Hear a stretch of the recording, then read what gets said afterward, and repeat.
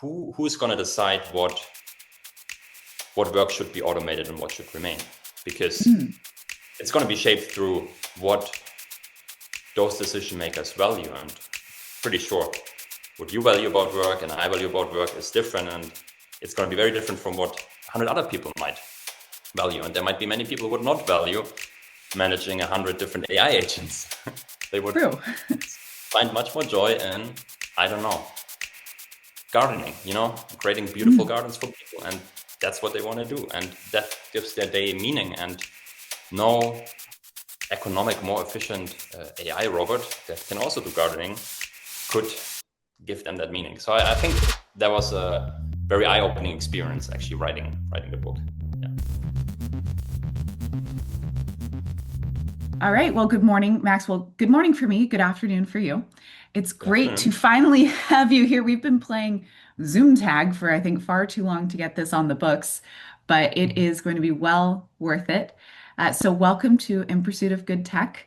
I'm here with Max Malterer. Hopefully that was the right pronunciation. Yeah. Pretty spot on. Awesome. We're getting there. And today we're going to be talking about AI, surprise, humans and the workplace, but specifically what it's like to be an author of a book that encompasses all three. So, Max, I'm going to have you actually introduce yourself. Who is Max? What are you doing here today? Love it. Well, first of all, thanks for having me. I know it took us a while, but I think it's going to make it all the more worth it. So I'm Max. I always say I'm a strategic doer by day, writing novels by night. My like Batman. dusk to dawn job as a novelist. What do I mean with that? So in my day job, I work in a tech startup here in Berlin. Strategy, operations. That's why I say strategic doing. I think that's like the red thread in my day job career. I like to zoom out and see the big picture, but I also like to get hands-on and do things.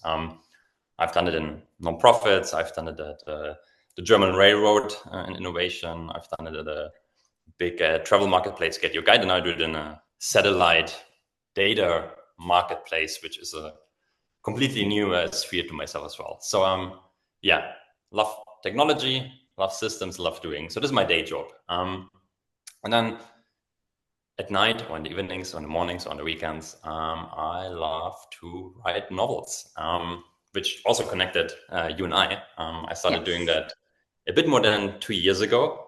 Back then I took a little career break and I wanted to do a creative project. And I've always dreamt about writing my own book. So back then I said, okay, I'm just going to write a book. And then I enjoyed it so much that I decided to publish it. And I liked that so much I decided, you know what, I'm going to do more of that. And now I call myself a writer, which feels weird and nice at the same time. Well, definitely own it. Strategy, author, whole combination. Very welcome here. I love people that have that mixed background. And I love that your author journey has been more and more of, well, I really like this. I guess I'll just keep doing more of it. Well, we're going to dive more into that. But I know you're holding your book right now. If you could hold it up so people could see it and give us a very, very, very quick synopsis for the listeners, what your book is. There we go. We've got the Human Relief Project. If you were, I'm not going to jinx you and say that you're stuck in an elevator. So let's say you are standing in line waiting for a coffee and you're talking to someone next to you. You're like, yeah, this is what my book's about. What is the Human Relief Project from a very, very high level so that our listeners are kind of on the same page as we're going into this conversation? This is the hardest question for any author. Talk about your book. I know. Don't worry. I know how mean I'm being right now. Yes, book pitches. So look, the Human Relief Project is basically about what does it mean to live in a world without work? And to give you the setting, placed in the late 2030s, early 2040s, where a global organization, the Human Relief Project, uses AI to step by step replace one profession after another. And it follows these two characters, Bird, who is like a low-level worker at the project, as well as Alex, who is the newly appointed leader of the project and is obsessed about the mission to remove work from Earth forever. So the book follows those two characters as they go through their various obstacles in relieving one job after another until one event on the world stage and one event in Bert's childhood home brings them together to confront the question, what's left for us when work doesn't exist anymore? So that would be my pitch. Now, enjoy your coffee, please. I don't want to hold you up longer. It's okay. I've got my coffee right here. Perfect timing. Um, Great. I do love that question, though, about what is left once work is gone. And I think one of the reasons that we first connected was I found that thesis, that question, that creative itch that you were exploring so fascinating because we're seeing the face of work change now with AI being introduced. Well, AI has always been introduced, but AI being introduced more and more, we're seeing the face of work changing. And we as humans, I hear this all the time about moving from a position where you're doing the task to you're managing a bunch of agents. That's kind of where some of the thinking is going. If in the future you're going to be managing a lot of agents, whether or not that's true, it's still a shift in how we're conceptualizing our work. And with that, I notice a lot of the conversation is focused on, well, making sure that we all have work and what is work going to look like. But there is more of a hopeful side to it as well, where it's okay, as we're opening up time or as we're getting to re-examine what work means, how can we structure it in a way that makes us more human? What's that other side look like for us as well? And I love that there is a bit of a hopeful undertone in a way to your writing here, because it's not just the AI takes over and then we have no work and everything's doom and gloom. It's no, okay, so what truly does that mean for us? And if we're in this place of optimistic change, we're still in control. How do we, as readers of your book as well, use that to examine, well, what would I want to do?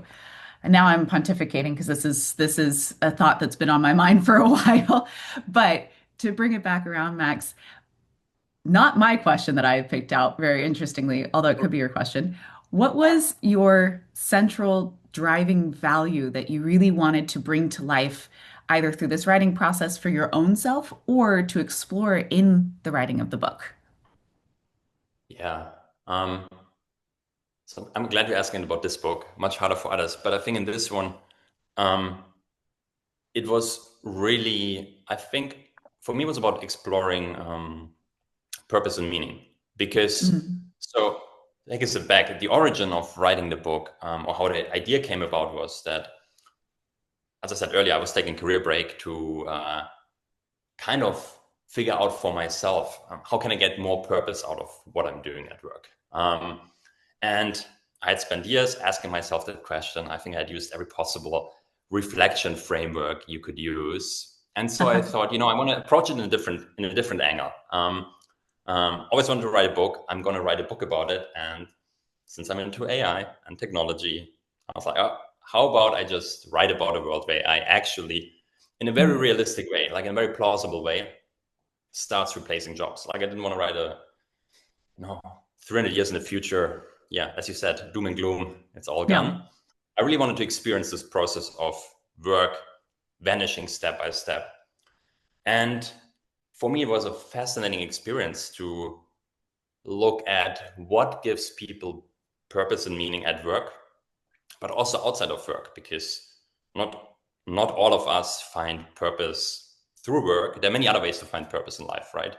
And that's what I explored with the book. And I think it gave me a lot of appreciation and empathy for other ways of finding purpose at work. And maybe that's Mm.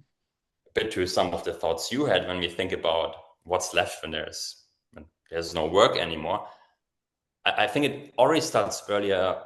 Who's going to decide what work should be automated and what should remain? Because Mm. it's going to be shaped through what those decision makers value. And pretty sure what you value about work and I value about work is different. And it's going to be very different from what 100 other people might value. And there might be many people who would not value managing 100 different AI agents. They would True. find much more joy in, I don't know, gardening, creating beautiful Mm. gardens for people. And that's what they want to do. And that gives their day meaning. And no economic, more efficient AI robot that can also do gardening could give them that meaning. So I think that was a very eye-opening experience actually writing the book. Yeah. Was there any, how do I phrase this? Route to purpose or journey to purpose that any of your characters experienced that surprised you as you were writing? Because we were talking about understanding and exploring how do you find purpose? How do you find meaning and different ways to do it other than just through work? Did you have a character or did you yourself experience a surprise at any point going, oh, I never thought that purpose would come from gardening or something, to give the example that you just had? Anything surprise you? Yeah. So let me think about some of the characters. So like Bert's dad, Yeah. he found a lot of pleasure in so there's a whole gray, I call it gray market economy, getting Yeah. created where people still do work that shouldn't be done anymore by people because it's automated, right? So there's like this aspect of things have value purely because they're done by humans and not by Yep. AI. But his dad discovers yeah, trading for him in the gray market. It's his big thing, Always was a very law-abiding citizen until he got relieved, and then he found his joy in the gray market. I never would have thought about that. So Yeah. don't want to say necessarily illegal things are going to be the future. I mean, we don't have to work anymore, but I think that was a fun aspect. Mm. Then I think an obvious one, which I probably expected, was that people start volunteering. So I mean, they Mm. suddenly have so much time. So it's a lot of volunteering happening, taking care of others, much more than we can do today. And it's very much appreciated by the people that are taken care of by volunteer coaches, volunteer mentors, volunteer caretakers. So I think that's an aspect I appreciated differently. I explored gaming as something that is very meaningful, but Yeah. it somehow failed for my main character. He tried it, Mm. but it didn't stick a few months, and then he realized, no, there got to be more. But I could see there might be people who spend the rest of their life building their empire in a metaverse, and it's all they do, and it feels incredible to them. So who knows? True. Possibilities could be endless. Did you notice any commonalities between your characters as they were exploring where purpose was coming from that would show that they were looking for that purpose? They were starting to find it. Like, did Bert's dad and Bert both have a similar moment where they sat there and they're like, oh, this actually feels really good. I like this. What, I mean, were there common steps towards finding purpose, or was it truly just all over the board? I think it was quite diverse because it really depended on where people were in their journey, and how Mm, much they enjoyed what they were doing before they got relieved. Um, like mm, for Bert, working for the Human Relief Project, now we're going to spoil it here, until he got relieved. mhm. So probably there are going to be more spoilers. So if you want to read it, Make sure I give I'm the going to warning keep it. before people listen. Yeah, Yeah, exactly. I should. I should. So Bert has finally found purpose in doing the work for the Human Relief Project, the HRP to keep it a bit shorter. So the transition for him is incredibly hard, to figure out what to do now that he doesn't have his job, his purpose anymore. Whereas Mhm. his dad didn't care too much about his job, so he was quite happy about being relieved and playing tennis and golfing and hanging out with his friends and doing this gray market thing a bit on the side. Yeah. So very, very different to then Bert's mom, who was a hairdresser and taught hairdressers. And Bert thought, what a great thing he's going to do for her to finally relieve her of hairdressing, because who wants to be a hairdresser, right? Yeah. But for her, teaching the next generation was a very meaningful thing to do, and she just couldn't find anything that could give her that same sense of meaning. Her Bird was out of the house, the kids were out of the house. So for her, she just had this big void that was left after she had lost her job. So Bert found it in the end. He found something that gave a meaning. Others kept struggling. So the journey to find that and whether to find it was very different for the characters, um, Yeah. based on whether before they got relieved. Yeah. Okay, I have a question here. We're stretch you again here, but it's going to look at you, Max. So your characters have gone on all of these journeys, but you yourself, you wear two hats. You're a strategist and you're an author. So let's say that you were a character in this world and you're being relieved of your job. For listeners, that's when the Human Relief Project comes and goes, all right, AI is taking over your job. You've been relieved of your work. Yay, it's good. Even in the wording, I love the wording of that. It's thank God, relief. But it's not necessarily relief that comes from that. But let's say that Bert comes along before he's relieved, and he comes to you, Max, and he's like, "All right, I'm relieving you of uh, both of your jobs." Let's say, which one would be the harder process for you to let go of? Which one do you think you would take a little bit a piece of and move forward with, or maybe take onto the gray market to trade in the background of human skills, or would both be something that you'd be happy to be relieved of? Let's imagine you were a character. What would that look like with both of your hats? Because you've got one that's very tech strategist and you've got a very creative one on the other side. Yeah. Yeah. Oh, that is a trick question. So of course, there's some life recency bias, Yes. and I'd be more comfortable with my day job being relieved than my writing job. Hmm. Um, and I guess probably the reason is that my writing is so much more personal. There's so much more of me going into it. The creative process is it's very intuitive. It's very gut driven. It's not so much purely cognitive work.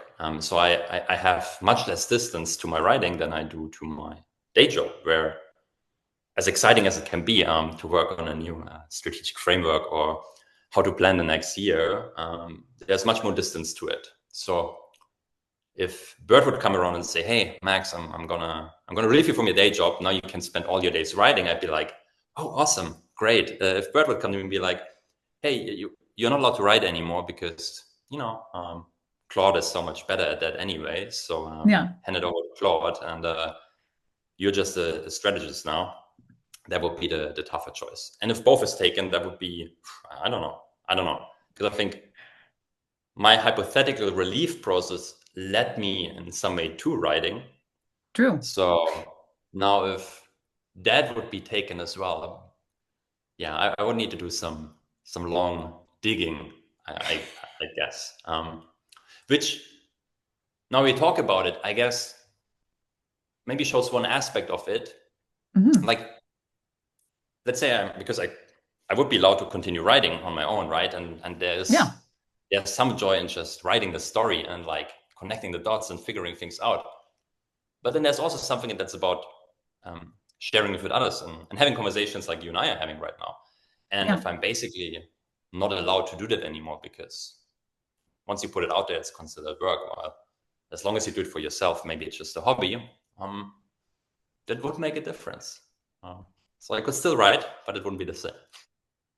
true. You I see, love how I'm like those gray market people. I'm already finding my ways and my own rationalizing. How can I continue doing what I actually like doing, even though I shouldn't? exactly. And the funny thing is what you shouldn't be doing, we're putting that in air quotes, is writing, is the Exactly. creative writing process.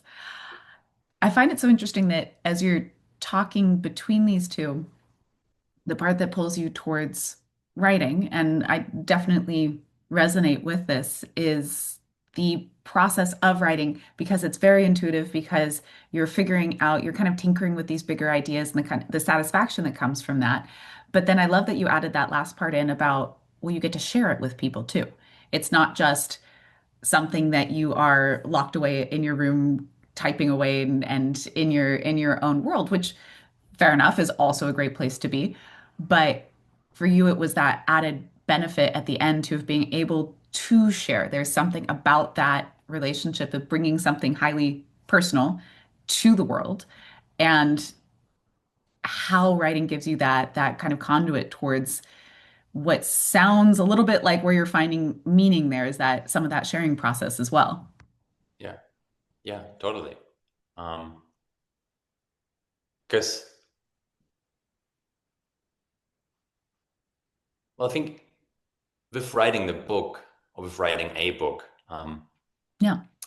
I put onto the pages a story that has a certain meaning to me, right? And Yeah. I guess as we humans are, there's a thought this might also be meaningful to some readers out there. So it feels good to put it out there. If it makes a difference in somebody's day, to have Yeah. triggered a new thought, a laugh, something entertaining, or something very deep, but somehow made a difference in somebody else's life. And I think that's what would be taken away if Bird came and said it's all over. Well, okay, let's imagine that you are in your day job, which we know you like. We don't want to relieve you from. Day job Please, is yes, good. please, yes. Who I knows who's feel gonna like I watch? should So emphasize that. Yeah, exactly. It's like, oh, he's fine. Just let him go. No, no. Oh he's God. not. Uh, but let's say, um, looking just at your day job, Bert comes along and you're working with your team around you. You guys are having to reimagine your work. Let's say it's not necessarily the case that you are being completely relieved of all of your work, but you have different aspects of your work that are being relieved. Where within your day job do you find little bits of purpose and meaning that you would want to hold on to, while other parts, what are the parts that you would say, sure, Bert, you can relieve me of doing, I don't know, calendar reminders or something. Have you given any thought to that side? Yeah, yeah, I have quite a bit. Um, Actually, I would like to take care of my own calendar. Figuring it all out, putting the right colors gives me a You can sense take of, care of mine. everything's in place. Um, so what I would really like to keep is also there the aspects are more about creating and building, like, Mhm. and it can be small things from, I don't know, we have a town hall, and how can I rework how we talk about things in the town hall to make it more engaging for everyone? So it adds more value. Or writing a strategy paper where it's really about thinking, processing, putting it all in. And I'm happy if ChatGPT helps me with the research, getting some of the data points, but then Yeah. actually doing that connecting and creating something that makes sense, and that's valuable for others, that I would want to do myself.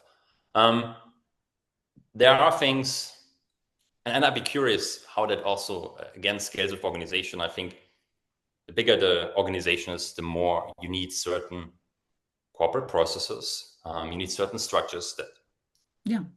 you just need at a certain size that have, by the nature of it, though, a very dehumanizing aspect. And I could imagine Mm.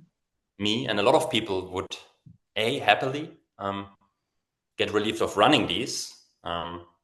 Some conversations, I don't know, performance results. It's much easier if some AI tells me that than another human. And I think it's performance review results to stick to that. An AI could probably do it much better, because an AI wouldn't have that also weird feeling of I'm sitting here judging another human on a rate from 1 to 5 and deciding about their salary, their life, Yeah. everything. No, an AI could do it in a very empathetic way. No, no self-judgment involved in process. I mean, probably would all be happier with that. So I think that would be things I would like to see, how an AI would do that, versus people doing that. I'd be curious about that. Yeah. That's a really funny example to bring up because when you said it, I immediately go, oh no, that's something I only want a human to do. So it's like I actually, this sounds funny. I like humans in any type of feedback sessions or review processes or so on because I like seeing the other person uncomfortable. not in a way of like, I want to see you uncomfortable, but it's more of this, if they're giving something of like, Olivia, you need to, you're slacking here. I like seeing that the person's sitting there going, all right, I'm taking the time. Might not feel comfortable, but I care enough about your performance that I'm going to be uncomfortable here and we're going to have this conversation. But that's for me. That's something I like. I like those emotional, mm, not triggers, but emotional indicators. For me, that makes me feel comfortable. But I know that's not necessarily across the board. And so I like that you bring this up because it's such a different perspective. And it's not that either of us are wrong or either of us are coming at it from a bad perspective. It's from your end, you're like, oh well, AI could be presenting more empathetic examples, or it could be giving less of the awkward silences of, well, you didn't quite meet your numbers this month here, Max. Versus I like that awkwardness. And I think it's a great thing to highlight because as we're sitting here having these debates about where will AI take over, how is AI going to take over the future, it does depend on different people and different company cultures and different cultural backgrounds that you come from. Like all of that has something to play a role in. This is not a fits all Yeah, yeah. answer. And I don't, do you have any thoughts in terms of the multiple sizes to try and fit into an ecosystem as we grow it? I found, just to stay to the example we just had, right? I Yeah. think it shows how granular you need to go to actually understand where to put AI. So if you would put me in a room with some colleagues and let's share some feedback, I'm with you. I wouldn't want it from AI either. Yeah. But if you put me in a room and I'm the disciplinary manager and there's this immediate hierarchy, it feels very different all of a sudden. It's not feedback from one to another. It feels like a judgment. Mm. And Yeah. so if you tell me AI now also, we don't, we are relieved of feedback. No feedback allowed anymore in this company. It only comes from our company, our AI. I wouldn't like that either. And I guess that's what we also see with a lot of those conversations happening right now, where it's not about which job do we relieve. So it gets very granular. What are really specific things that AI can take over? And I'm curious to see how that evolves, right? It starts with small pieces of a specific job, and then Yeah. that tool you use to replace that step gets more and more powerful and replaces more and more of an entire person's role.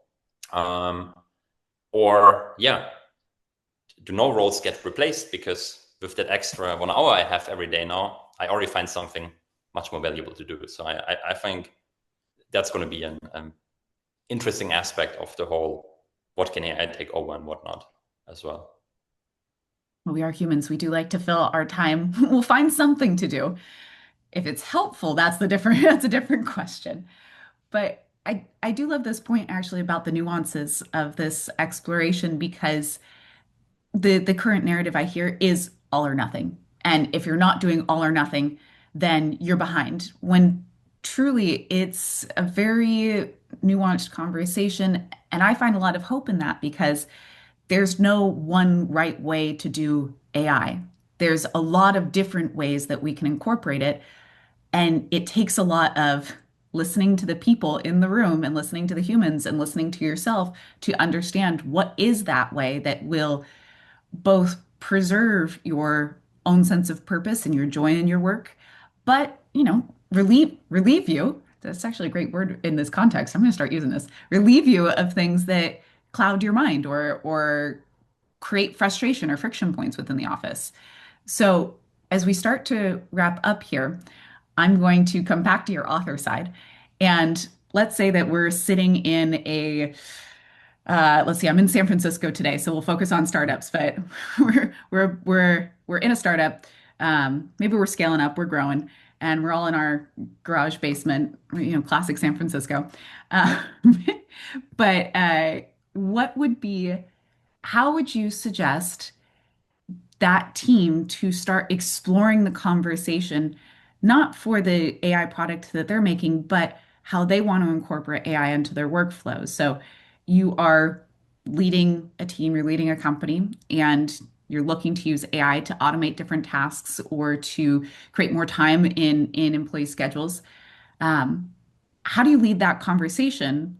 How do you kickstart that conversation to explore, hey, this is where I find purpose and meaning in my work, and this is kind of how I would like to start incorporating AI into that. Where do you start? As an author, you went through this whole Well, process. Where do you start? look, I think how you just approach it is, I think, the perfect way. So we're still 10, 50 people. We all fit into a basement. So we put us all together and actually ask the question,